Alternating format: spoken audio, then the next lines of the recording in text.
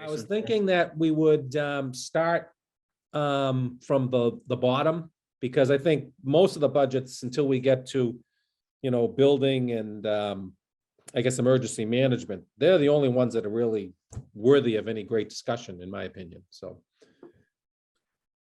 Steve, honestly, and frankly, I haven't taken a great look at these, but like that doesn't surprise me. And if you want to condense this by just touching on the stuff, like I'm sure everybody else in the committee is more diligent than I am, and they've already looked at it. So I've glanced at them, but I've seen, it's these town hall groupings are pretty straightforward usually. So aside from my occasional trolling about oh no, I don't diatribe you, I just troll you a little bit. There we go. But right, how are you, Teray? Nice to see you. Good afternoon. Good to see you too. My apologies for delay. Literally just got off a client call like 30 seconds ago. No problem. The billable hours, my friend. Unexpected. Yeah. So thank you. Appreciate the indulgence. I was gonna say they pay more than we do. Yeah. So Steve, just to finish the thought, if you just want to touch on the budgets that aren't that stand out in terms of changes, I think if we could let's start at professional medical, which is 44, and then let's go up. These won't take long anyway, but I think it's worthy of a little bit of a discussion.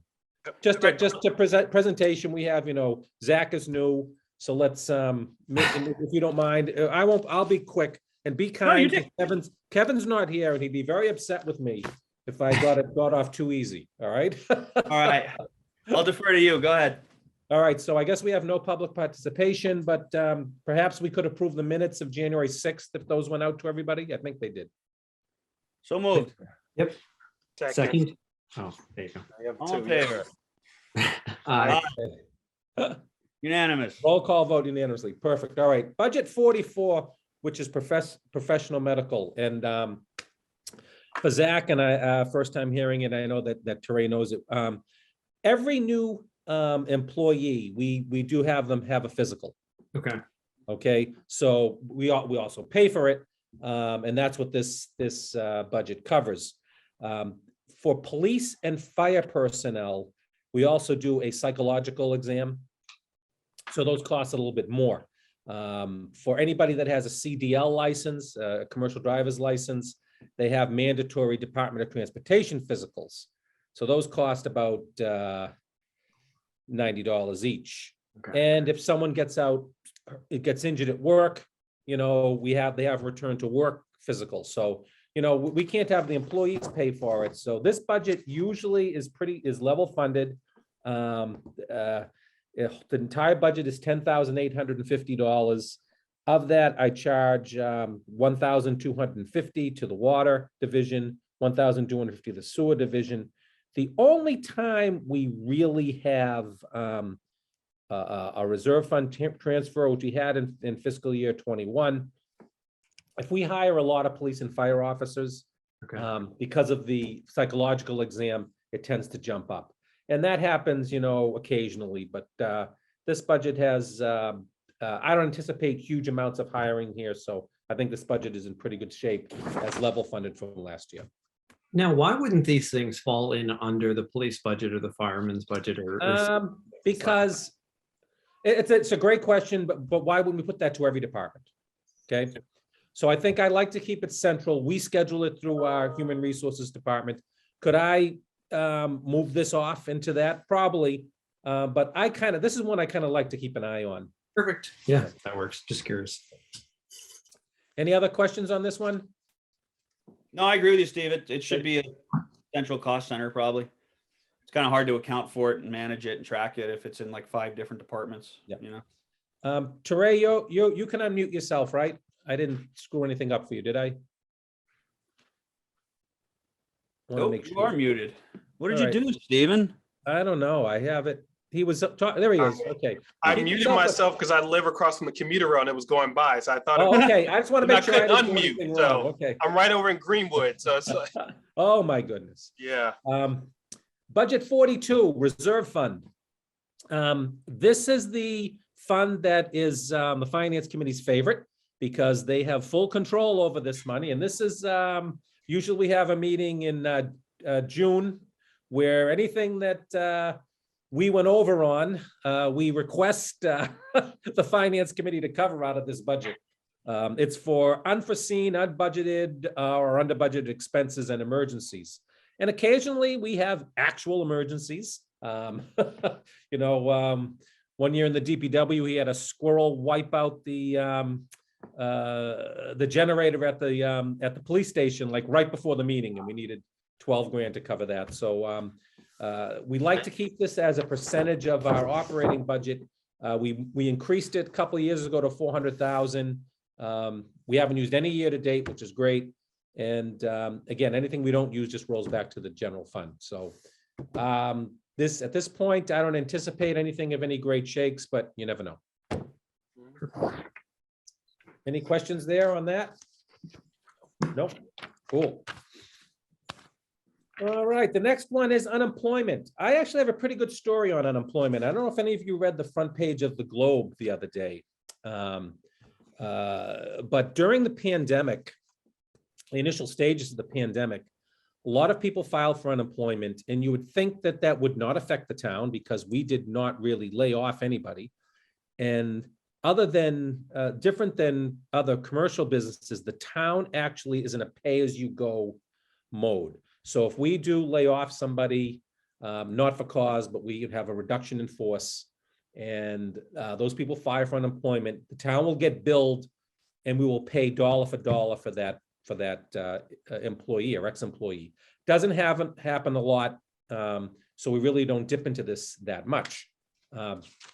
However, this last year, 2 years ago when the pandemic started, we did not receive an unemployment bill from the Department of Unemployment Assistance, which we get every month normally, for 6 or 7 months.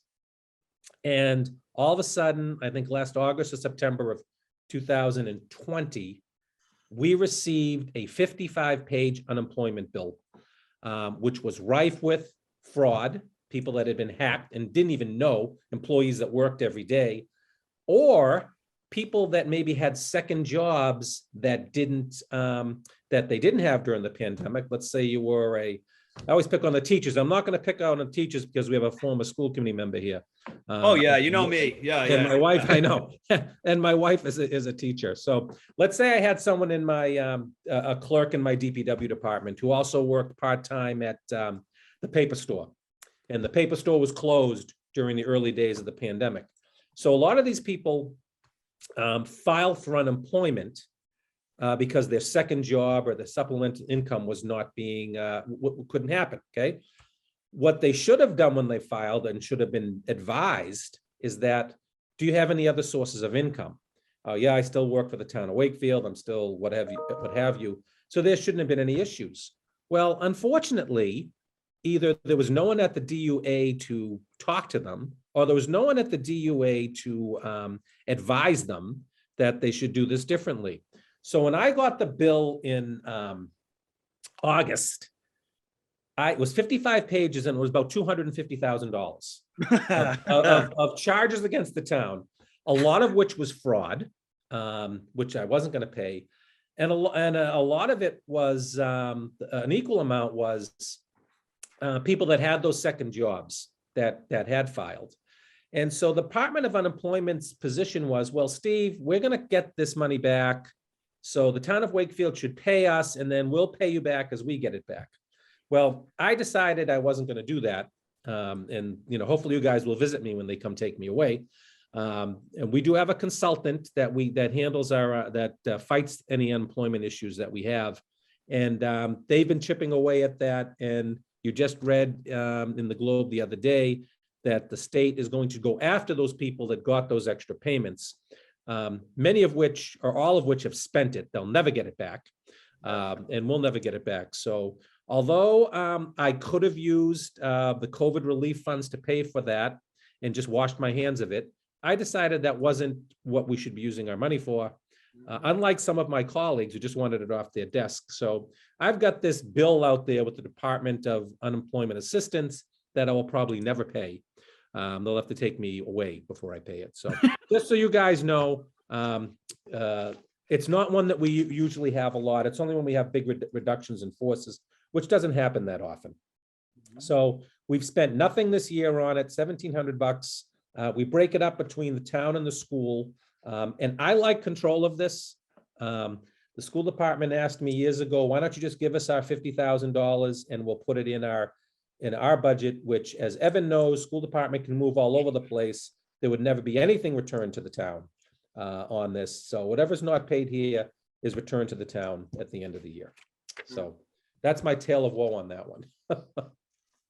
That's fun. That's Yeah. a fun one, Steve. That's a fun one. And I've been in conversations with our state delegation who've, well, Steve, we're going to help you with this. I said, yeah, you can help me with this because I'm not going to pay it. And I bet we will never be asked to pay it. I think the state will end up just forgiving it all. Yeah. That's insane. It is insane, but the town of Wakefield taxpayers shouldn't be paying for the state's mistakes on this. Yep. If there are any questions on that, kind of different than your own business, you know, if you have your own business, your company pays a percentage of payroll, which would be way more than paying as you go. Payroll taxes, yeah. Yeah, so it's very different. Historical Commission, this is level funded. This is really used for when they have hearings and they look at historical items. I will tell you that, you know, if there's a demolition or they need to have hearings and things like that. I will tell you that if they really need anything, like if they came and said, geez, we'd like to put a nice sign up there at such and such an address, they're certainly not going to have that, and we would cover it somewhere else if we so desired. They've spent nothing this year. It's a small budget. I probably could nitpick it in the little things, but for $2,000, I just like having it there. This is the budget you're going to nitpick? No, I said if I liked to, I could, but I Take don't. $50 off is Yeah, I know. I started looking at the spending category and was wondering like, oh, maybe we can take a couple $100 off. But I agree with you. I think particularly if it looks like their spending decreased significantly during the heart of the pandemic year of FY 2021. So, you know, we're seeing that trend across the boards. I probably wouldn't bother it right now, but maybe 4 or 5 years. But we do look at it, you know. Yeah, I know Evan feels differently about that. You want to take? No, I don't. No, No, Evan- Oh, Evan- okay. No. Listen. Okay. I will tell you, I do have concern that the way we manage budgets is, and I understand the merit to it. Honestly, I'm not going to troll you for once, Steve. I'll be serious with you. I understand the merit of you know, making sure you're not incentivizing your department heads to just spend their money because they're going to lose it if they don't. I get that, but I also have concerns about you know, the idea that what that basically means is when we increase a budget, it ain't ever going down, and so I don't love that. But that being said, the $2,000 it was a $2,000 commission, yeah, $2,000 historical commission budget. No, I'm not a lunatic. That is not where we're going to spend our time. We've already spent too much time on it. So, Okay. to answer your question, Trey. All right. Streetlight budget. We actually pay the MLD for streetlights. We used to pay them about $213,000 a year, I think it was. The MLD did obtain a state grant, which allowed for placement of all the town streetlights, and it generated a savings of $25,000. We're going to be level funded for a while until that the cost for the new light replacement streetlights with LED is all amortized out, or the capital's all paid on that. And we have approximately 2,300 streetlights, of which 1,800 are in residential neighborhoods. So every time I request a new street light, I always get a little bit of a sideways glance from the light department. Well, you know, we're not going to increase your amount each year, but that does cost us more money. And I just laugh and I just say, well, too bad. Steve, what's happened to their spend over this period of time in this category? So ours has stayed flat. They spend literally every single cent of it. And I don't want to get too. Yeah. Like, I know this is the amortization or the level funding of those streetlights that were partially paid by them, but partially paid by us and partially paid by state grant. I think we've got 2 more years to go. I think it was a 7-year payback. this may come down a little bit in the next couple of years. I mean, it almost doesn't matter. Like at some point, like if you're just a taxpayer understanding this, it's like, okay, it's either going to be in my property tax bill or it's going to be in my light bill, my electric bill. So like everybody, like there's always like an hour-long discussion about this every year and the full committee, and it's almost not worth it. But that now I understand a little bit better. I think the discussion is more on the revenue side from the light department, frankly. I think they should be paying us more revenue, but that's my opinion. Yeah, it's all coming from the same place though, right? Yeah. Right. However, the ratepayers for the light bills, I mean, you spread that out onto more commercial customers too. So, if you spread out the light, I mean, you're spreading, there's a bigger audience. So just my opinion. Yeah. Okay. But we've had that for many years. Yeah, I know. Yeah. Anybody else? Sorry. Anybody else? No. Veterans budget, a little more beef on this one. So we're requesting an increase of $3,619 over last year's budget. There's an increase in personal services of $1,978, which is contractual and negotiated increase. And in contractual services, there's an increase of $1,632, all in professional services line item used to cover our portion of increased salaries as part of the municipal agreement between Melrose, Wakefield, and Saugus. So we actually we've created a veterans district years ago that includes Melrose, Wakefield, and Saugus. It's mainly through the Saugus, through the city of Melrose is the lead on this one. We do have our own veterans agent that we pay, and that's in there in the personnel services, and the rest is contractual, where we cover for the person that really runs the district. This has worked out very well over the last few years, and I've been very happy with it, actually. There's cost for Veterans Day and Memorial Day exercises in there as well. The main expenses in this article is the professional services that we talked about, which we're paying to the city of Melrose, as well as the recipients line item. Now, we've been looking at the recipients line item for a lot of time, years. That is veterans benefits, and there aren't as many veterans as there were years ago for obvious reasons.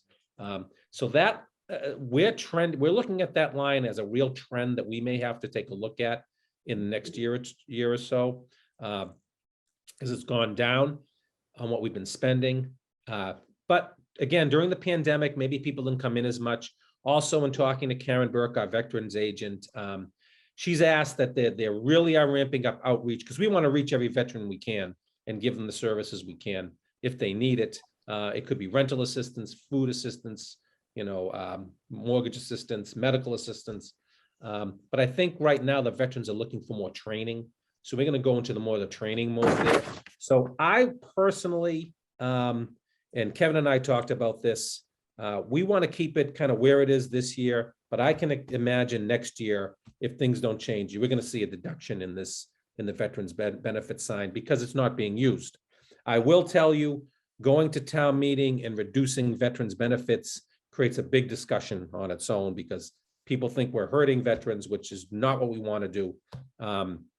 We have never turned away a veteran. And I remember 5, 6, 7, 8 years ago, we actually were going for a reserve fund transfer, because you had people coming back from the Iraq war and what happened that needed it.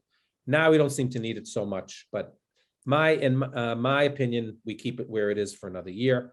And I do want to note that up to 75% of that amount in that line item for the 170,000, up to 75% of that is reimbursed by the state.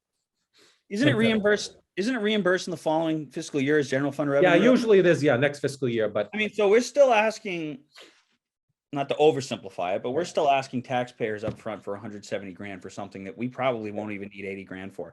And by the way, I'm with you. We need to be like, that outreach aspect is very good. We need to because I do believe that unless we're proactively trying to reach veterans, there are a lot of them who don't understand it or don't know how to access the benefits. Right. And we absolutely should be maximizing that. Yeah. But that's, and I will tell you, Go ahead, sorry. No, go ahead. No, I was just going to say that's a steep trend line. And I know that trend line had been declining since before the pandemic. Right. So I think, can we look at it now, not next year? because that's pretty steep. You know what Well, I I mean? think it's worthy of discussion. We'll see. I'm gonna stick with this after talking with my rep there, who would, Karen Burke, who's wonderful, former Navy. I think that, I think we're one more year away on this. And remember, whatever we don't spend comes back to the general fund anyway. Yeah, but we still took it from like taxpayers for Well, something. but yeah, but it goes back to free cash, and we use free cash to balance the budget, so. Yeah, I understand. I just The taxes aren't gonna go down if we cut this by 50 grand. I'm not asking you to bring the taxes down, but like, let's not just like appropriate it because that's the easy thing to do. I just, let's like take a look at it now instead of waiting another year. Yeah. And look, if Karen's been doing outreach for 6 months, she should be able to give us an update in terms of how outreach has been going. Like, what are the trend lines look like for her outreach? Is she? Yeah, I think they're gonna, but again, it's been through the pandemic. It hasn't been that great. I mean, to I really understand. get. Can- I understand. Can I, So can that's I, why I'd like to wait one more year. You said it's gonna be all gone by the spring, Evan, so as far as, I didn't say that. I didn't say that. Coronaviruses. I'm not a medical doctor. I didn't say that. I'm just telling you what a medical doctor said. But and it's just one of them. But I just like, that's a pretty, I understand all the variables, and I'm not trying to, I don't want to slash the thing and then like we got to do a reserve fund transfer, but also like, given that the chapter 115 benefits spending across the state and probably across the country, different Right. laws, but same veterans benefits, like that trend line that decline had started before the pandemic. right, And I like, that's pretty steep, Steve. yeah. I I don't want to just I'm- be appropriating money for the hell of appropriating money so we can get 100 grand in free cash at the end of the year. That doesn't make any sense to me.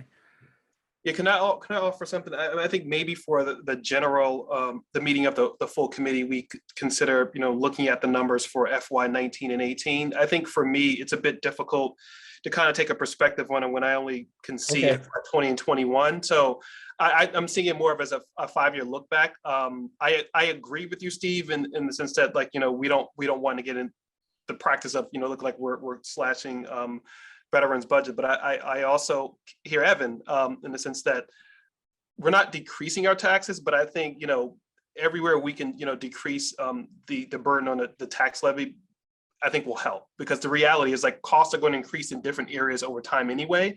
So if we're not using a certain line item for 5-6 years, then what's the purpose of having it be so substantial? Right. I think at least for the full committee meeting, maybe if we can have just the data points with respect to what was actually budgeted and spent for the at least 2 more years, that can help us sort of make a better decision. Okay, great point. We will have that for you. There you go, Steve. You can make Kevin do that. I am. Trying to be the diplomatic one in the room. So Yeah, I know. That's should no, have that's done great. this. You I both should have done this together. in my- not Colm, I should have done this in my office. I could have grabbed my binder and I could have pulled it for you, but I'll have them for you. I'm sure we have it too, as from prior budget years. I Right. probably have it in our file, but Nope, fair point. Fair point. Great. Anything else on this? No? Nope. Okay, great. Thank you. Recreation budget. So recreation is funded by, the rec director is funded by tax levy. Oh, here's Dawn, which is great.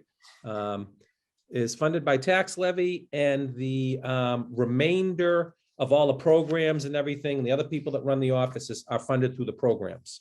So what you see there is kind of a sparse line item, which just has the recreation director. He does a fabulous job, Dan McGrath, great member of our team. And his increase is completely contractual as member of the supervisors union. So just to give you by way of what's been going on, in fiscal year 21, we generated $400,000 worth of fees and expended $325,000. Okay. In fiscal year, and this all goes into a revolving fund. In fiscal year 22, where we are now, through half the year, we've generated fees of $227,000 and expended $280,000, which is really almost right on.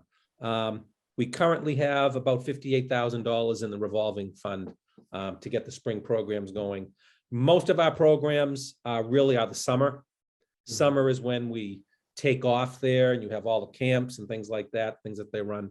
Rec director has done a great job in bringing in very different types of activities, from weird science to Harry Potter to some of your traditional sports and things like that. So I think that after the year of not having anybody in, people were lined up out the door for that first summer. And hence we brought in about $400,000 in fees, which was pretty much of a banner year. But it was hard to get staff to run those things. So this budget has run very well. I can remember 10, 15 years ago, we did not have a program like this, and it was really not run well. This is done great. I will say that we also, a lot of high school kids get summer jobs to run a tennis program or what have you, basketball and things like that. So it does help create some jobs too. And that's all covered through the fees. Any questions? No? Dawn, thanks for joining us. We took the easy ones. We took the easy ones first. Okay. Sorry, I'm Now we're gonna late. go on to, let me put on my light, just got dark here. Screwing up your green screen. I know. He disappeared. I disappeared. I've had enough. Yeah. Steve, is that you walking without a limp or anything? No, it's a little bit of a limp. My knee actually buckled last week, so Oh no. I took a little bit of a setback. What'd you do? In October, tell I me. fell off a ladder. Oh, And shoot. broke my tibia, fractured my tibia plateau. I have been doing well, but kind of had took a turn from the worst last week. So Oh no. Sorry, man. That's terrible. I know. Thank you. So we're on to inspectional services budget number 20. This is one area. This is a very busy department, our building department. And I'll tell you, I start each day at the building department around 7 in the morning, and they already have the phone ringing lines out the door. They're doing an incredible number of permits. One thing that did continue going through the pandemic was the permitting in Wakefield, because we never closed, and the inspections, which we kind of learned to do online. So that department is very busy, and we're frankly having trouble keeping up with the over 2,500 permits that we give roughly each year out for both plumbing, electric, gas, and building. So in fiscal year, in calendar year 21, we did 2,547 permits. Calendar year 20, 2,252, and calendar year 19, 2,359. So we do a lot. So that department has one support staff member, and frankly, she's fabulous. You guys would love to have her as an employee. She comes in, I see her on Saturdays a lot. She never puts in for overtime. She's a classic employee, great employee to have.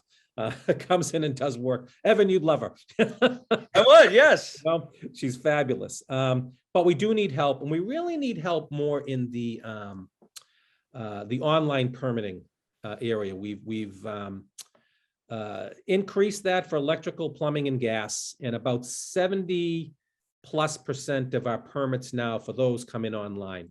We haven't instituted it for the regular building permits yet. And two things are happening. One, they're very labor intensive to handle. And two, people that are putting in roofs and windows, things like that, I get the sense that a lot of them aren't applying for permits, because you know what? They don't want to go down and fill out the paperwork. If they do it online, they can't do it. We don't get any fees at all, and they don't get any inspections. And it really is evident when these people go to sell their homes. Brokers want all the permits, and they say, hey, we got a new roof 5 years ago, and there's no roof permit, causes all sorts of problems for them. Anyways, I don't like to increase staff if we don't have to. In this case, I think we do, and so this is one department that we're looking to add a new C6 clerical position, which is the one of the second lowest entry position in there, to kind of learn the ropes. Our current senior clerical person in there is not going to be there forever. So there is some thought that there could be some succession planning there. And we just needed to handle all of the permitting and the work that's going on. from a revenue standpoint for this department, in fiscal year 19, it brought in $990,000 worth of fees. In fiscal year 20, it brought in over $1 million. And the reason in fiscal year 20 that it brought in so much was because 168 Albion Street, that's when they pulled their permit. That permit alone was $300,000. So that kind of skews that a little bit. In fiscal year 22 year to date, they've already brought in $337,000. The total budget request, including the new position, is $438,000.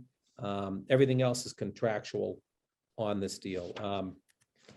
So it's a budget it's a revenue producing department that needs help to keep this going and keep pushing out the permits and answering all the questions as homeowners coming in, asking questions on zoning, and brokers come in and ask questions on zoning. So this is one area that I'm really, we need to beef up, and we have a number of huge projects coming on in the future. Tarrant Lane, which that'll be pulled shortly. That's 173 apartment units. They're just doing the demolition now. Foundry Street, there's another new one on Foundry Street. A couple of Salem Street properties. Not to mention the head of the lake, which is coming to a close. That's going to be 400 plus apartments in commercial. Some other places around town, and we'll have a new Voc and a new high school probably pretty soon.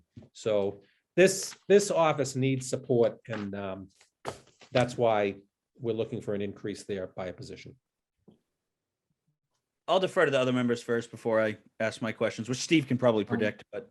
Yeah. So Steve, is that a full FTE for? That'll be a full 47,000? FTE, yes.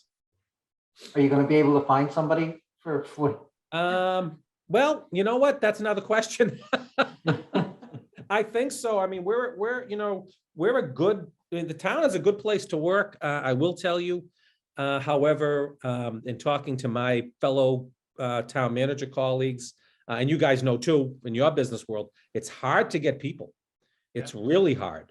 But I think that in any other positions that we filled because people have left or moved up and people are tired and people are moving up, we've been pretty successful.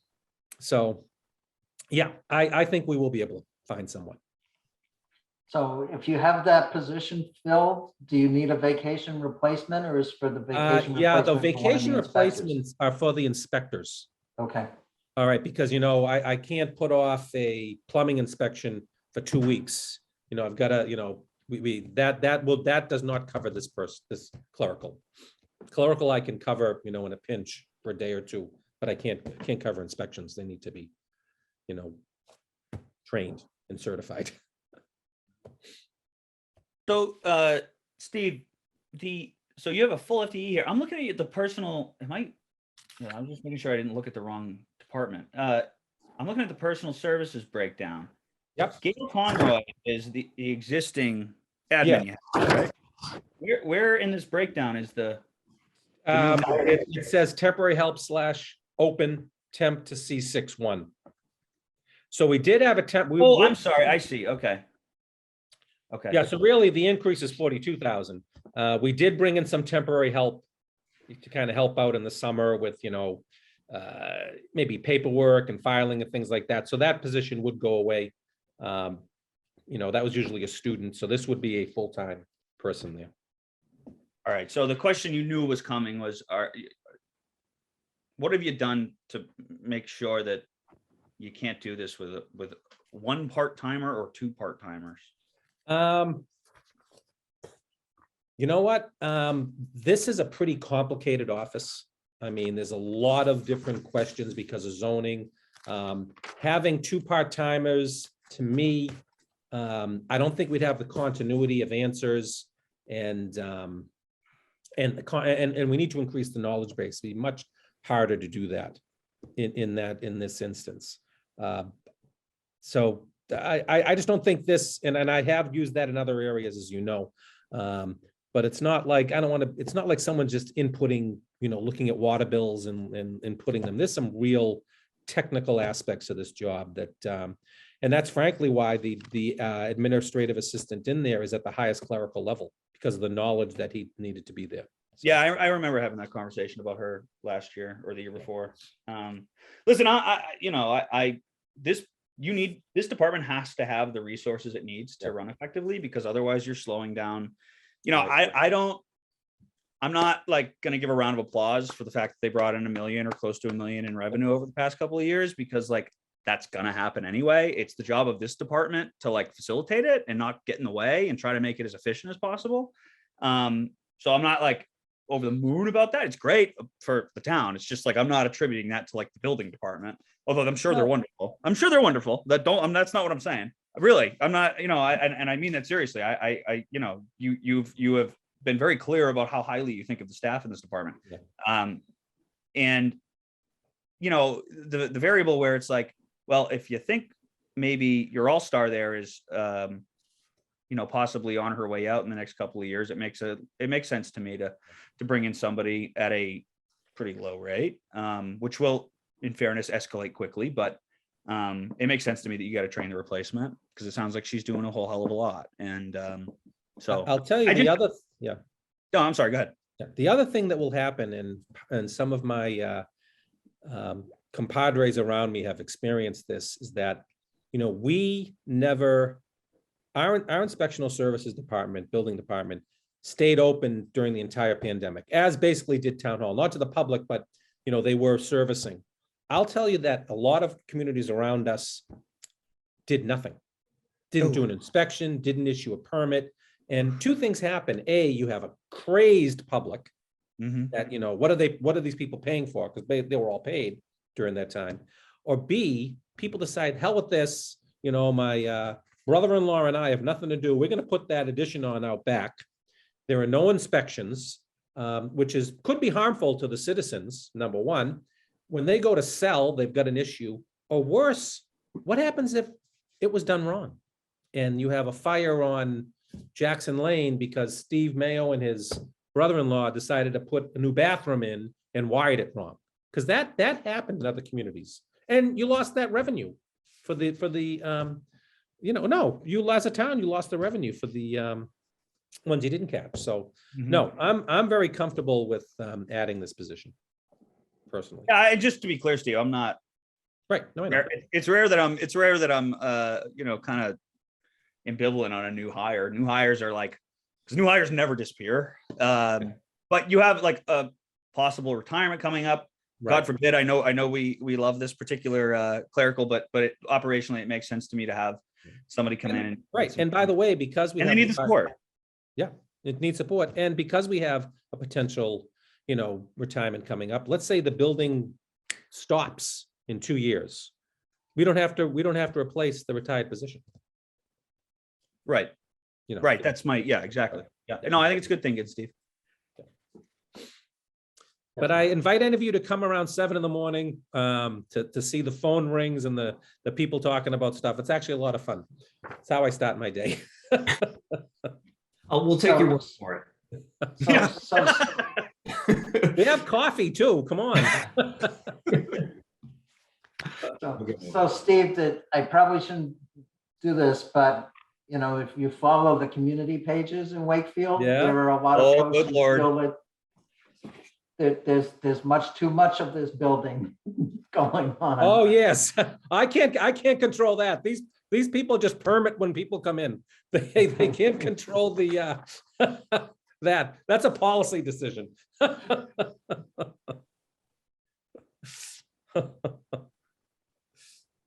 Anybody else? We good?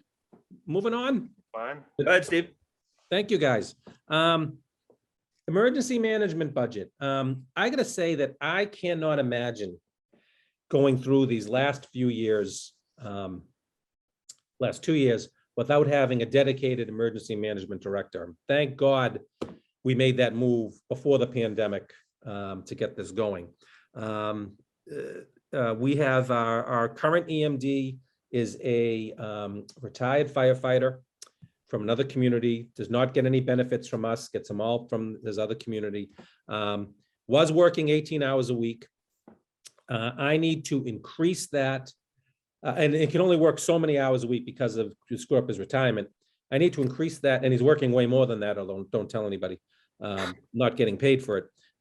I need to increase that. I can increase that to 23 hours a week through the state because the state increased the number of hours people can work. And really, this is really almost 100% due to the COVID situation. I mean, this is the person who sets up the clinics, who gets us the masks, gets us the rapid tests, handles the reporting on all of the federal funds that we're getting, handles the emergency operations center, which we kind of haven't put a lot of money into this year, if you know, because we've been doing other things. Handles the notification system, reverse 911. We can also offset this position with federal ARPA funds. I am not doing that in this budget, frankly, because I think that this particular budget warrants long-term having you know, an $88,000 budget from the tax levy for this. We need this position. It's just I can't imagine not having this. So you can see that we've probably expended more the first half of the year than we should have, but that's because of the pandemic, and that will be, you know, that'll be covered through ARPA funds and stuff like that, or through the CARES Act funds. So, but next year I think we hopefully we'll get it ratcheted down to we can get onto some other things as well as COVID. So, any questions? This has been a godsend for me personally. If there isn't anybody else, anybody have questions? Nope, this looks good. I'm just curious. I mean, good for the emergency management director taking on all that COVID stuff, and part of it, I'm sure, falls under his umbrella. But what's most other communities, as far as I know, it's like the health department's been dealing with the COVID stuff. So he works with them. I mean, there are, you know, a lot of the health department, they often don't have the logistical knowledge or background to how do you put together a massive clinic where you're bringing in police and fire and you're bringing in all of these other assets to run it. I mean, there's a real different management skill here. You know, not to mention, you know, working with the police when we have that event on July 4th, right? You know, this guy's got contacts all over, and all of a sudden we have, you know, barriers coming here in 20 minutes from another community to do these things. It's really incredible. And I tell you, he's become a real part of my management team. He's there all the time, which is like cool. Crazy. Yeah. But I can see this emergency management, you know, we didn't have this for years. You know, we added this in the budget, what, 5-6 years ago, maybe? And thank God we did. So Steve, what level FTE is this now, and what level is it moving to? It's moving from 18 to 23 hours a week. Okay. Right. This person is not getting any benefits from us at all. Has them from another position, so that doesn't come into effect. And that's really 23 hours a week allows him to maintain his state retirement on another position because they up the hours. So if this person ever leaves, Steve, and we could relook at it if we had to. All right. Yeah, I would think that's because I understand the unique situation with the individual. So, yeah. All right. Okay. Fire alarm budget. Small increase over last year of $3,000. The bulk of which is, you know, a little bit is in personal services, and that's really an hourly basis.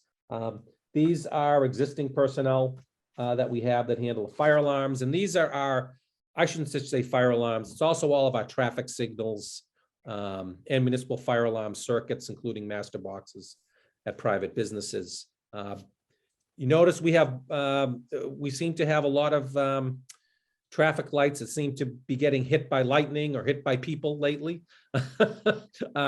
One just got hit the other day, traffic one at the lower common right there. So kind of crazy. There's just more work going down on this. It's a slight increase, mainly in materials and supplies, because, hey, the cost of these materials have increased and we're using more of them. Also want to point out that any private company that has a master box does pay us a fee of $225 a year. So this budget, we do bring in about $30,000 annually to cover this budget. Sorry if I missed this, but what did you say the personal services was comprised of? These are the people that do the work. They work in other departments. I mean, they're not. They just submit like they're that or They're not, something. they aren't really a full-time new FTE that handles it. Okay. Randy Hudson, one of our fire captains, this is kind of his second gig, is handling this here. Perfect. All right. Evan has his hand raised. He might be muted. I think. Why do you have your hand raised, Evan? I feel bad. And why are you muted? Ask to unmute. Okay. All I right. don't know. You must have some Zoom setting going on. But I didn't mute you. You muted yourself. I did, but usually you can just press it again. I don't know. Yeah, I don't know. You got some tyrannical setting going on over I there. do. Cut me That's out. what happened to me. Which I'm sure my colleagues appreciate, by the way. Yeah, leave them on mute. I might have missed this, Steve. I just had to step away for a second. But who is this covered under your IAFF contract, your fire union contract? No, this is a non-union position. Huh. Okay. Interesting. Yeah. Fine with me. But it is a fire captain that handles it. You muted yourself. I didn't. Oh, yeah. It's a habit. Sorry. I mute so people don't hear any background noise. I know. You guys all set? You want to go to the next one? Yeah, go ahead. Sorry. Yep. All right, treasurer's budget. Recommend this budget be increased by $7,284. This is all personnel and contractual negotiated increases. All the expenses are level funded. The main expenses here is $13,000 for tax title. And we don't really know, and land court costs, we never know whether that's going to happen or not. $7,500 for bank charges that usually is paid in the second half of the fiscal year. I will tell you, a few years ago, that was around $15,000 or $20,000. We've really lowered that over the past few years. What else I want to say? This does handle tax title property. And, we bring in maybe, we don't have that much, thank God, of property that people haven't paid their taxes on and there's tax liens on. But, last year it brought in $67,000.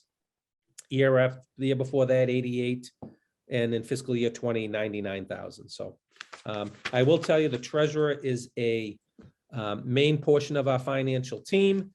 Big part of our AAA bond rating. Works very closely with bond counsel and handles all of our borrowings. We do a lot of that, as you know, so.